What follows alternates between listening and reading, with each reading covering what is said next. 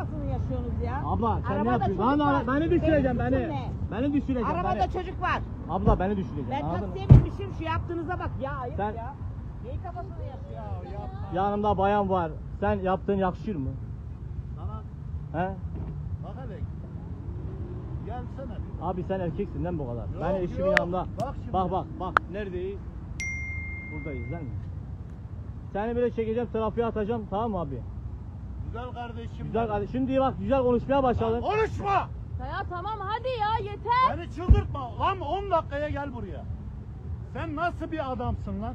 He?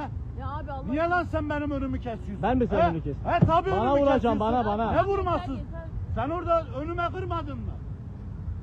Sen şimdi erkeksin değil mi böyle? Ya bırak lan manlı kimsin? Yaşın kaç lan senin daha? Sen, Yaşın kaç mı? sen kimsin lan? Trafikte Yaşın sen böyle yap. kaç?